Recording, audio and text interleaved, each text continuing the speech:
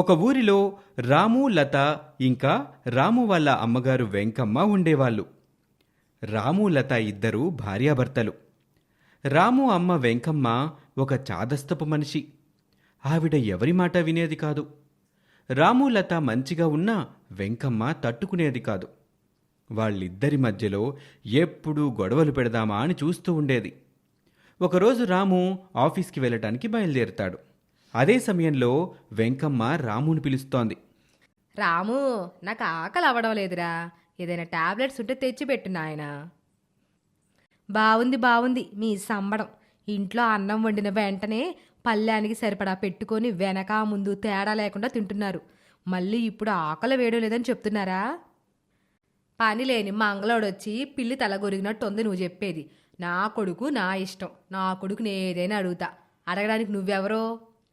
చూసారా, మీ ముందే నన్ను అన్నేసి మాటలు అంటుంటే మీరు చూస్తూ నిలబడిపోయారు. ఇంక నేనుండని ఇంట్లో, నేను వెళ్ళిపోతాను. పోతా అనేవాళ్ళు కూడా నీలాగా వాదించరు కోడలా. అయినా పోయే వాళ్ళు ఎవరికి చెప్పకుండా వెళ్ళిపోవాలి. మధ్యలో ఈ నాంచుడేంటి? అమ్మా వెంకమ్మ గారు, మీరు బీపీ టాబ్లెట్ వేసుకొని కొంచెం ప్రశాంతంగా ఉండండి. అయినా లత నీకు ఎన్నిసార్లు చెప్పాను మా అమ్మ జోలికి పోవద్దని? మీ అమ్మ జోలికి నేను కాదండి, నా జోలికి మీ అమ్మని రావద్దని చెప్పండి. మీరు తిడితే పడ్డానికి రాలేదు ఇక్కడ. నేను చెప్పింది మీ అమ్మ చెయ్యాలి. లేదంటే ఆవిడ తినే ముద్ద కూడా ఆవిడ నోటి వరకు రాదని చెప్పండి. నేనెందుకు చెప్పటం? నువ్వే చెప్పేశావుగా. అయినా రోజు మీ ఇద్దరి గోల నేను పడలేకపోతున్నాను. ఈ ఇంట్లో ఎవరైనా ఒక్కరే ఉండాలి.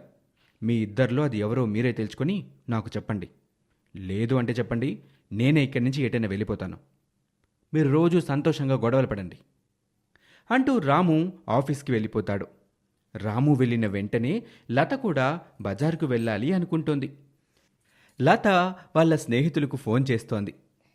బజారుకి వెళ్తున్నానే, మీరు వస్తారా? మనం బయట ఎంజాయ్ చేద్దాం. ఇంట్లో మా బోడి అత్త ఉన్నా ఒకటే, లేకపోయినా ఒకటే అని ఫోన్లో లత చెప్తూ ఉంటుంది. లత మాటలన్నీ వెంకమ్మ చాటుగా వింటోంది. నన్ను బోడి అత్త అంటదా? చెప్తా దాని పని. నా సంగతి దానికి తెలీదు. ఇంట్లో అదైనా ఉండాలి, లేదా నేనైనా ఉండాలి అంటూ కోపంగా అరుస్తూ ఉంటుంది. ఇక అప్పుడే బయటకొస్తోంది లత. అత్తయ్య గారు, అత్తయ్య గారు, నేను అలా బయటికి వెళ్ళొచ్చేస్తాను. అప్పటి వరకు ఇల్లు జాగ్రత్తగా చూసుకోండి. ఏ ఆగు, ఎవరత్త ఎవరత్తయ్య? మనిషి ఉన్నప్పుడు ఒకలాగా, మనిషి లేనప్పుడు ఒకలాగా ఉండడం నాకు చేత కాదే. కుక్క బుద్ధే నీది. అందితే జుట్టు, అందకపోతే కాళ్ళు పట్టుకునే రకమే నువ్వు. హలో అత్తయ్య గారు, కొంచెం కూల్ అవ్వండి, బాగా ఎక్కువయ్యింది అంటూ గొనుగుతూ ఉంటుంది లత. నేనేమీ ఫ్రిడ్జ్లో లేనే కూల్ అవ్వడానికి, బయటే ఉన్నా. అబ్బా, భలే జోకు వేశారు అత్తయ్య గారు. మీలో కామెడీ యాంగిల్ కూడా ఉందన్నమాట. నీకు నా బ్రతుకు ఒక జోక్ అయిపోయిందే. ఇప్పటికీ నా ముందు ఒక కాఫీ చుక్క పోసి ఎరగవు, ఇప్పుడు నా మీద జోకులు వేస్తున్నావా? అయ్యో అత్తయ్య గారు, నేను మీకు పెద్ద ఫ్యాన్ అండి, తెలుసా మీకు? ఇలాంటి ఫ్యాన్ కాదు, డై హాట్ ఫ్యాన్ని. ఫ్యాన్స్ని హాట్ చేయకూడదు అంటూ లత వాళ్ళ అత్తని బాగా బురిడి కొట్టించి బయటకు వెళ్ళిపోతోంది. ఇక లత బయటకు వెళ్ళిన వెంటనే వెంకమ్మ కొడుక్కి ఫోన్ చేస్తోంది. కోడలి మీద లేనిపోనివన్నీ ఎక్కేసి చెప్తోంది. అప్పుడు వెంటనే రాము ఇంటికొచ్చేస్తాడు. అమ్మా అమ్మా అని గట్టిగా కేకలు వేసుకుంటూ ఇంట్లోకి వస్తాడు రాము. ఏంట్రా ఇప్పుడే వచ్చావు? ఆఫీస్లో పనేం లేదా? పని అయితే ఆఫీస్లో చాలానే ఉంది, కానీ అసలు ముందు మీ పనేంటో చూడాలని వచ్చానమ్మా. లత ఏది? ఎక్కడికెళ్ళింది? అంటూ కోపంగా లతకి ఫోన్ చేస్తాడు. ఎక్కడ ఉన్నా ఇంటికి వెంటనే రమ్మని చాలా కోపంగా చెప్తాడు. అప్పుడే ఇంటికి వచ్చిన లత ఇలా అంటోంది. ఏమైందండి, అలా కరుస్తున్నారేంటి? You just shut up. అరిస్తే బాగోదని కరుస్తున్నాను. నీకేమైనా ప్రాబ్లమా? ముందు నేను చెప్పేది విన్ లత, ఆ తర్వాత నేను చెప్పింది చెయ్యి అంటూ రాము చాలా కోపంగా చెప్తాడు. అయ్యో, నేను ఏమన్నానని ఇప్పుడు నన్ను తిడుతున్నారు? అసలు దీని అంతటికి కారణం ఈ ముసల్ది. వండి పెట్టింది తినడం చేతకాకపోతే ఇలాంటి బాధలే వస్తాయి. ఏంటి ముసల్దంటున్నావు? నేను వయసు దాన్నే.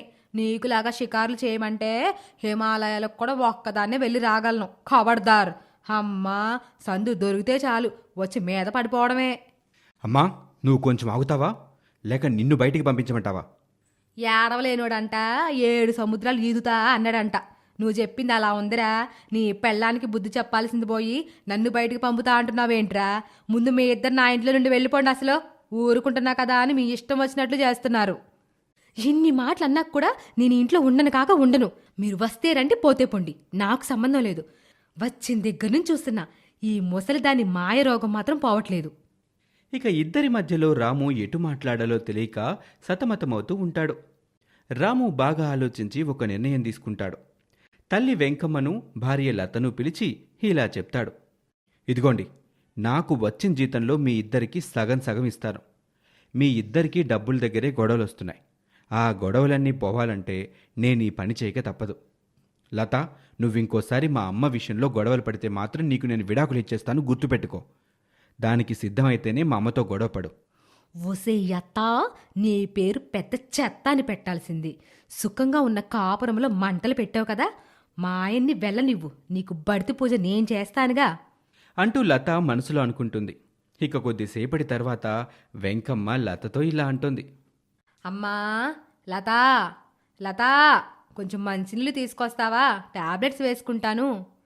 హా, అలాగే అత్తయ్యా. నీళ్లు తీసుకొస్తానని చెప్పి లత బాగా వేడిగా ఉన్న నీళ్ళనిస్తోంది. వెంకమ్మ తెలియకుండా ఆ నీళ్ళని తాగేస్తోంది. ఓసే, ఇవేమి నీళ్ళే? మంచినీళ్ళు అడిగితే వేడి నీళ్ళు ఇచ్చావు అంటే అత్తయ్య, వేడి నీళ్ళైతే కడుపులో క్రిములున్నా చచ్చిపోతాయని ఇచ్చాను అత్తయ్య. కడుపులో క్రిములేమో కానీ నా పేగులన్నీ మాడిపోయేలా ఉన్నాయే అంటూ వెంకమ్మ కొంచెంసేపు విలవిల్లాడిపోతోంది. లత మాత్రం లోపల చాలా సంతోషపడుతోంది. అయ్యో అత్తయ్య, కూల్ డ్రింక్ ఏమైనా తీసుకురమ్మంటారా? ఎందుకే ఈసారి కూల్ డ్రింక్ అని చెప్పి మత్తు మంది కలిపివ్వడానికా? నాకు నీ నీళ్లు వద్దు, నీ మర్యాదలు అంతకన్నా వద్దు. నన్ను కొంచెంసేపు పడుకోనివ్వు అంటూ వెంకమ్మ విశ్రాంతి తీసుకుంటోంది. ఇక వెంకమ్మ పడుకున్న తర్వాత లత వాళ్ళ స్నేహితులకు ఫోన్ చేసి జరిగిన విషయం మొత్తం చెప్తోంది. ఇక అదే సమయంలో రాము ఇంటికొస్తాడు. లత మాట్లాడిన మాటలన్నీ రాము వింటాడు. కానీ ఏమీ విననట్టు నటిస్తాడు. లతా, లతా అంటూ పిలుచుకుంటూ రాము లత దగ్గరికి వెళ్తాడు. అయితే లత ఇంట్లో జరిగిన విషయం మొత్తం దాచిపెడుతోంది. అప్పుడు రాము లతతో ఇలా అంటాడు. మా అమ్మకి భోజనం పెట్టావా? అసలు మా అమ్మని సరిగా చూసుకుంటున్నావా? నాకైతే నీ మీదే అనుమానం వస్తోంది. మా అమ్మ దగ్గరికి వెళ్దాం పదా అని రాము లతని తీసుకొని వెంకమ్మ దగ్గరికి వెళ్తాడు. వెంకమ్మ నీరసంగా ఉండటం రాము చూస్తాడు. వచ్చావారా? నిన్ను చూస్తానో లేదో అనుకున్నాను. నీ పెళ్ళానికి అసలు భయం లేకుండా పోతుంది. నీళ్ళు ఇవ్వమంటే వేడి నీళ్ళు ఇచ్చి నేను ఇలా అయ్యేలా చేసింది. అప్పుడు రాముకి కోపం వచ్చి లతని గట్టిగా చెంప మీద కొడతాడు.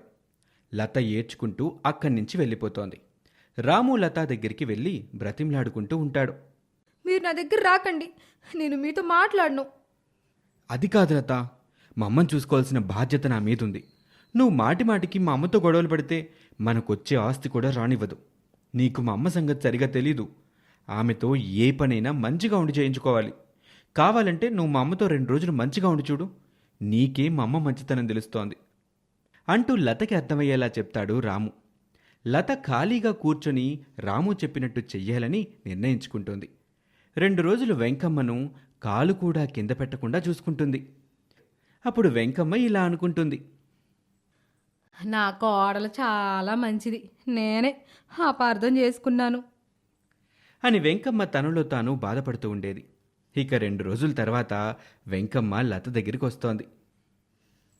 అమ్మా, నా కూతురు లాంటి దానివి.